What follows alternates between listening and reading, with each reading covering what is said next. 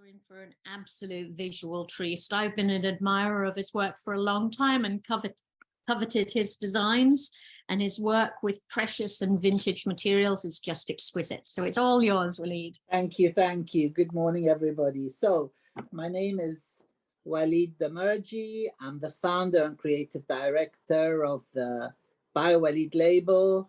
A brief history: I've always been involved in fashion from being a Saturday boy at a now no longer existent Pelicano boutique on South Molton Street, to working with the late Joseph Etetwigi.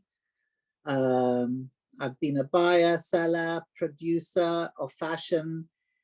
I've always incorporated forms of repurposing and recycling in my work for myself and for anybody.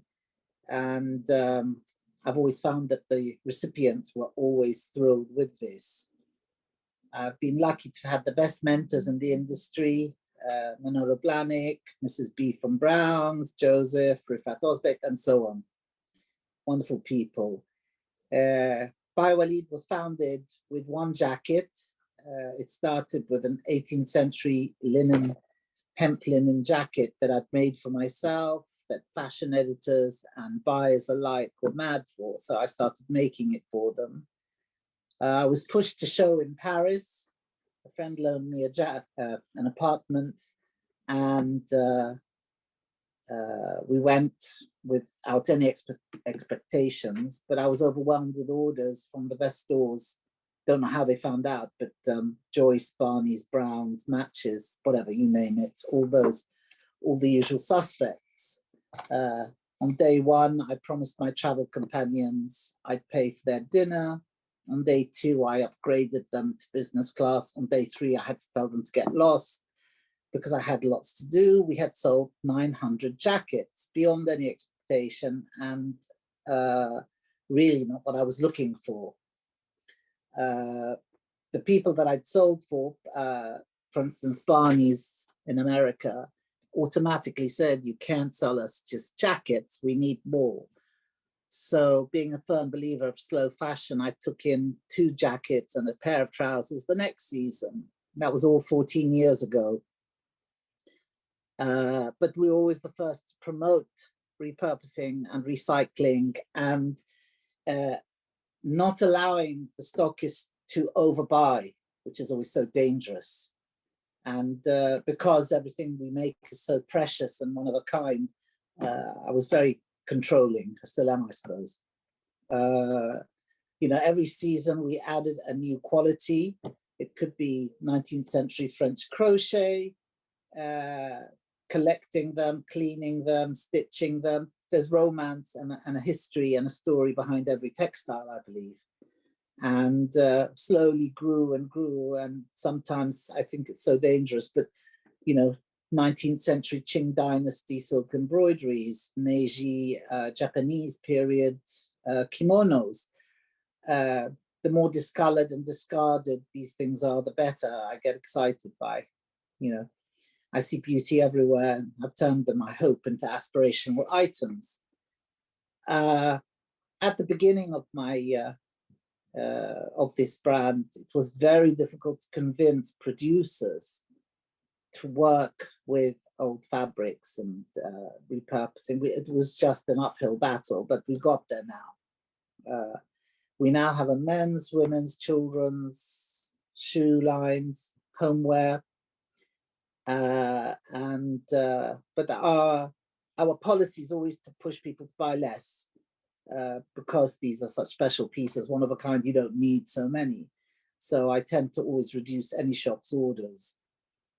You know, over greedy stockists always, you know, have your product on the shelf in sale, and then it ends up in a resale shop. Anyway, we don't want that. The homeware was started a little before COVID lockdown, and it sustained us. To be honest, everybody started buying homeware from us, and cushions and lampshades, and it was wonderful. During lockdown, all my team worked from home, didn't stop. Our policy is for zero waste. anything cut and sewn and left over from coats goes on to shirts, sweaters, hats, bags, shoes. And even now we've started something with head sculptures, which are now in museum permanent display in Vienna Museum of Applied Arts and the Royal Ontario. Anyway, that's a whole different thing, but that's a hobby as well. We don't work on seasonal disposable fashion. We keep churning out the same styles basically, but it's a textile that defines any collection. And sometimes we offer more, sometimes we offer less, but you know, the textile rules. And with us, it can take up to 8 months to prepare a textile for wholesale, for selling. It's a process, cleaning, stitching, and I have a nice team that are very supportive and love it.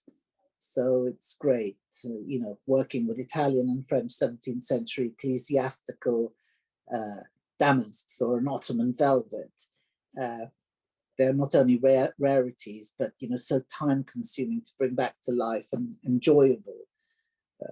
The more distressed a textile, the more excited I become. I'm driven to preserve and reuse these things. I drive my team crazy, but everything is hand finished by the studio and everything is very controlled by the same said studio. History and ancient fabrics always have obsessed me. I like to take apart old clothing, tablecloths, altarpieces, gloves, and much more, and reimagine them. I dislike retro dressing and prefer to rework. I've sort of turned my position with this company as a role to reinvent and give new purpose to unwanted castaways. But I believe they all end up being items of beauty and aspirational pieces. And I do always respect the traditions and the ancient craftsmen, I mean, what went into this, and bring it into the 21st century.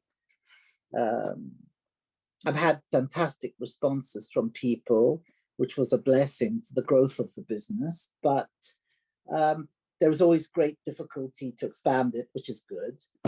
There are limitations, you know, the materials are finite. I prefer working locally, which makes things costlier, but I'm happier keeping things small and controllable. I've held off investors. We're self-financing. It's literally only grown from that wonderful one jacket, and I've never taken a loan. We've grown slowly. I didn't want a dilution of our aesthetic or ethos.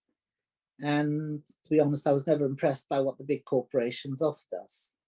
I've always called them gangsters. I'm always thrilled to be stopped in the streets by young people telling me that they've owned coats and they've this and they've that. It's really wonderful.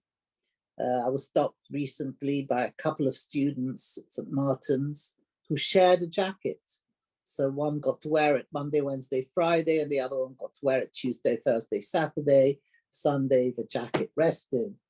And sadly, I couldn't get hold of them. I wanted to give them another jacket myself. I keep saying, I do believe in this slow fashion. I don't feel I've reinvented the wheel every season. I don't want that with shapes. And but I let the textiles and the rarity of them do the talking. Our first jacket is still available and still ordered.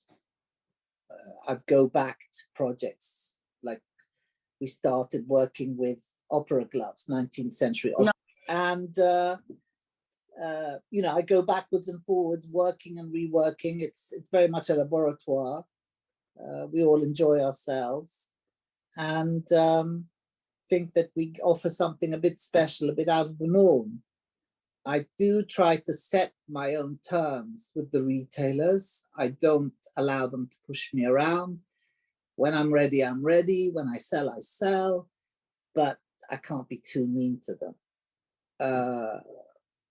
I try to work around these deadlines, but it's not often a good thing because of the pressures and because of this need to constantly have new product and new this and new that. But you know, we try and keep it friendly. The images here that you can see, most of this series was all with 20th century vintage silk ties, kimonos, 1920s, I believe. Always enjoy these shoots because the kids are just like really getting into it. Buttons, you see so many cast off buttons, mother of pearl. These happen to be 19th century and 18th century, but beautiful. The gloves, I'm in love with the gloves. They're a bit spooky, but I do love them. The furniture's taken off very nicely, reworking. And again, more Chinese. And that's all I have to tell you all today. Walid, can I ask you a question? Because I've admired your work for so long. Thank you. Can you tell me how and where you source these wonderful textiles from? I just literally broken my back to get here on time. I've just come from a vintage fair where lots of lovely dealers from all over the world brought me nice things. I spend a portion of every day seeing people that bring me their wares, and we have a warehouse now where everything gets cleaned and stitched and mended and so on. And so I never leave any stone unturned. I'll go to a car boot sale, I'll go to vintage fairs, I'll go to the auctions. I just don't leave any stone unturned. So my life is devoted to this now because I'm just so obsessed with it. Sounds like people now seek you out to share their wares with you. Yes, they do. I have to say they do. And I've learned that there are people called runners that sell to antique dealers. So they come in with these big laundry bags full of wares. And I always thought, oh my God, how can you find more? So it's interesting. It's very interesting. I do have to say that I make trips to America. Don't forget, America was such a rich country between the wars, prosperity, and so on. There's a lot there. There's a lot in France. I love the Italian and French ecclesiasticals. And I'm always traveling. When I'm traveling, I'm looking for more products. Not product, but more raw materials. Yeah, it's just, obviously your designs are exquisite, but the combination of honoring of textile tradition and textile craft, I think, is what's always drawn me to your work. So thank you for sharing it. Thank you. Now, we're really glad to have you part of this, and you really are part of this of people making change in their own way. So fantastic. Thank you, Saf.